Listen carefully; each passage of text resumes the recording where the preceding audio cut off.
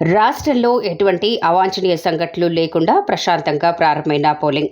ఎండ తీవ్రత ఎక్కువగా ఉండే అవకాశం ఉండటంతో ఉదయం నుంచే పోలింగ్ కేంద్రాలకు భారీగా చేరుకుంటున్న ఓటర్లకు సకల సౌకర్యాలు కల్పిస్తూ ఎటువంటి అవాంఛనీయ సంఘటనలు జరగకుండా పోలింగ్ కేంద్రాల వద్ద భారీ పోలీసు బందోబస్తు ఏర్పాటు చేశారు. పలువురు నాయకులు మరియు ప్రముఖులు తమ కుటుంబ సభ్యులతో ఓటు హక్కు వినియోగించుకోనున్నారు.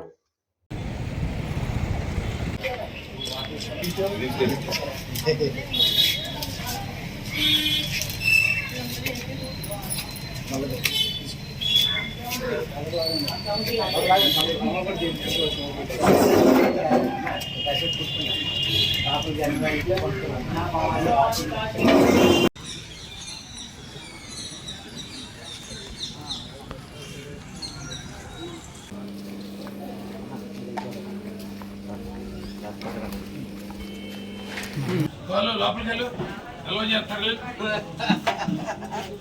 మాట్లాడతాను చెప్తాను ఎవరు మీరు